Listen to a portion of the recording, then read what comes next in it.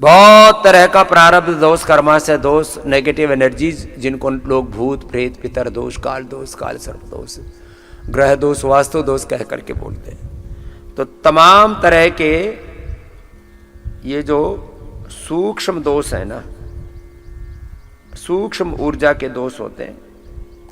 इसके लिए फिर अलग अलग प्रकार से आपने देखा होगा, यदि मैं थोड़ा सा प्रचार कर दूं ना, तो यहाँ कम से कम 1500 लोग तो सिर घुमाते हुए मिलेंगे, जैसे वो भूत वाली एक्टिंग करते हैं ना, वो सब जगह पूरी दुनिया में एक ही जैसी एक्टिंग होती है। सिर बाढ़ खोल के और लेडीज उसका नेतृत्व करती है, फिर पुरुष उसके पीछे पीछे नाचते हैं, फिर वो एक ही जैसी एक्टिंग देखा देखी करने लगते हैं। यहाँ भूत प्रेत आ गए और ये यहाँ से यहाँ उतारे जाते हैं। लोगों ने पूरे उसके लिए अलग अलग धंधे खोल रखे हैं।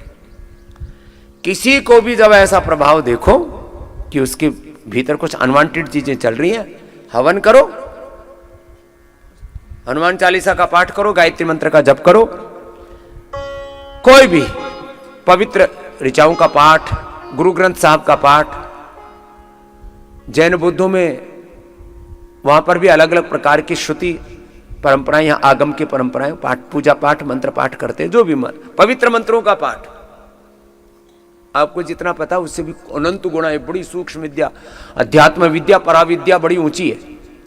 हवन करो, यज्ञ की भस्म को पानी में डालो। अब यज्ञ की भस्म के फायदे सुनो।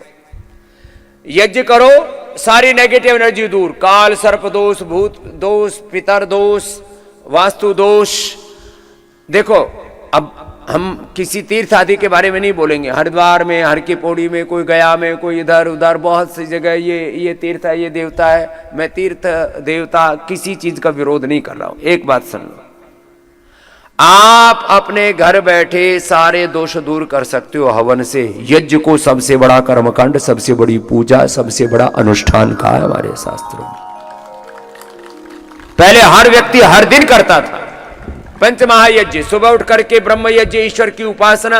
हम भोर में उठते हैं, सबसे पहले भगवान का स्मरण करके, पूजा पाठ ध्यान करके, स्नान करके तब आते हैं आपके पास 1 घंटा अपना कार्यक्रम करके। इसलिए हमको लगभग 3 बजे उठना पड़ता है। यो ब्रह्म यज्ञ, देव यज्ञ, अग्निहोत्र, मातृ पितृ यज्ञ, अतिथि यज्ञ, सेवा यज्ञ, ये पंचमहायज्ञ सब करते थे। भस्त्री का कपालभाति लंबा कर, ऐसे नाम जप के साथ, नाम संकीर्तन के साथ, स्तोत्र के साथ, शिव शास्त्र नाम, विष्णु शास्त्र नाम, दुर्गा शास्त्र नाम के साथ, गुरुवाणी वेदवाणी के पाठ के साथ लंबा लंबा अभ्यास कर। और जिनको लंबी बीमारियां, मैंने कहा सोराइसिस, पार्किंसंस,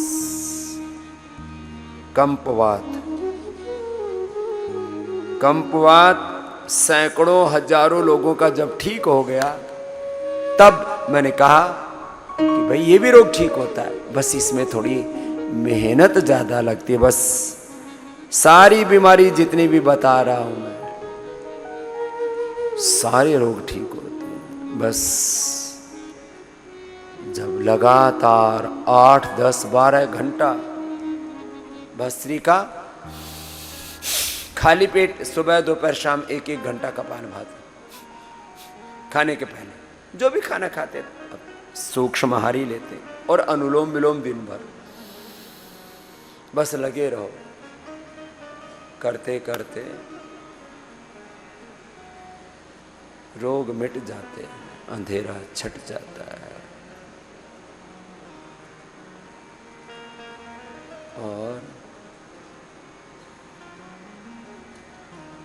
तीसरी चौथी स्टेज का अलग अलग जगह का कैंसर, के एक जगह का नहीं, यहाँ छोटे और बड़े बच्चे आए हुए, ब्रेन ट्यूमर है, पिट्यूटरी ग्लैंड, पीयूष ग्रंथि में ट्यूमर है, ब्रेस्ट में ट्यूमर है, यूट्रस में, पूरे शरीर में कैंसरस ट्यूमर है। औषधि 3 बार कर देना। और ट्यूमर की औषधियां तो गर्म पड़ती ही नहीं, क्योंकि लौकी के जूस के साथ दिलाते हैं। औषधि के साथ जो उसका अनुपान है ना, उसकी भी बहुत बड़ी भूमिका है, इसका भी ध्यान रखना। तो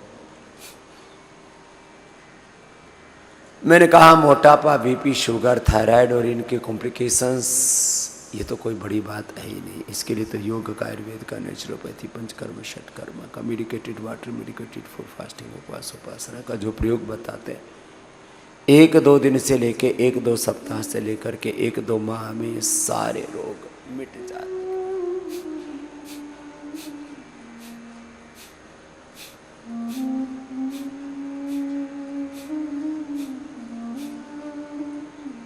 दस 20-20, 30-30 साल पुराना रोग, बीपी का, शुगर का, थायराइड का, मिट जाता है। और रोगों का मिटना तो एक साधारण घटना है, जीवन रूपांतरित हो जाता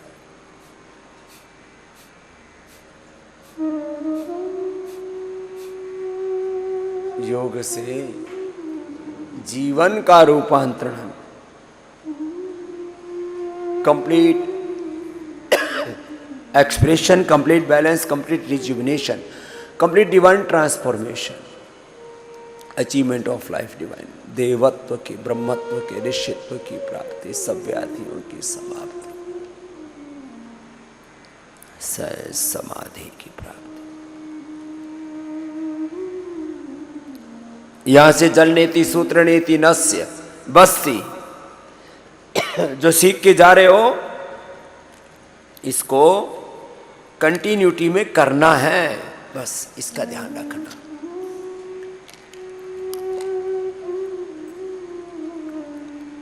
जब आप कंटिन्यूटी में इसको करते हो ना, देखो जब आते हम शुरू करते हैं ना, एक बार पसीना बहाते, पसीना बहा करके फिर जब लगातार बिना रुके नॉन स्टॉप योग होता है, तब वो एक ट्रांसफॉर्मेशन स्टार्ट होता है। जब तक पूरा रूपांतरण ना हो जाए तब तक लगे रहो। तो 2-2.5 घंटे में आपका complete transformation, complete balance, complete rejuvenation, complete divine transformation, complete expression, complete balance.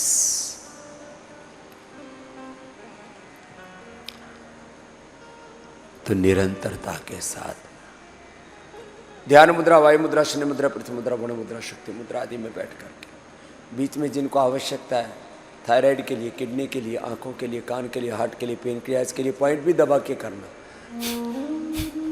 Integrated योग प्रैक्टिस, जिसमें योग की व्यायाम भी है, आसन भी, प्राणायाम भी है, ध्यान भी है, बंद भी है, मुद्राएं भी हैं, औषधि भी है, पंचकर्मा षटकर्मा भी है, सब कुछ, सब दिशाओं से आपके जीवन को साधते हैं।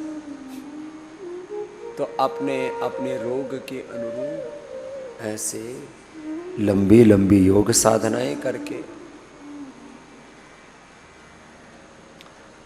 आयुर्वेद की औषधियों का पूरा उपयोग करके, पंचकर्म षटकर्म से पूरा शरीर का शुद्धिकरण करके, खान पान में पूरा ध्यान, एक बार भी बदपरहेजी नहीं। मैं कल भी विस्तार से कह रहा था, 100% करना है, नहीं तो योग बदनाम होगा, आयुर्वेद बदनाम होगा, सनातन धर्म बदनाम होगा। हमने तो योग भी करके देख लिया, आयुर्वेद की औषध भी ले ली, कुछ भी नहीं हुआ। ऐसे कैसे हो सकता है? कोई साइनाइड खाए और जिंदा रह जाए? हो ही नहीं सकता। पैर में कांटा चुभे और दर्द ना हो, ऐसे कैसे हो सकता है? आदमी का गला काट दिया जाए और आदमी मरे नहीं, ऐसा कैसे हो सकता है? अग्नि में हाथ डालें और जले नहीं, ऐसा कैसे हो सकता है? जैसे आग में हाथ डालने पर हाथ जलता ही है, जैसे गंगा के शीतल जल में स्नान करने से तन मन को, आत्मा को सुख मिलता ही है, ऐसे योग से एक बहुत पुराना सा भजन है, बहुत दिन हो गए, सुन लो, कर लो। जैसे कोई राहगीर चल करके आ रहा है और किसी तरवर की छाया में बैठ करके उसको विश्रांति मिलती है, ऐसे तरवर की छाया से जलते हुए तन को जैसे आश्रय मिल जाता है तो उसको शांति मिलती है। ऐसी योग से, ध्यान से, भगवान की भक्ति से तन मन जीवन को परम विश्रांति मिलती है, परम तृप्ति मिलती है। भस्त्रिका कपालभाति, बाह्य प्राणायाम जो कर सके मेरे साथ बाह्य प्राणायाम उज्जाई भी करना, फिर अनुलोम ऐसे लगातार। ब्राह्मणी उद्गीत भी, अंदर से शांति मिलेगी, सुख मिलेगा, तृप्ति मिलेगी।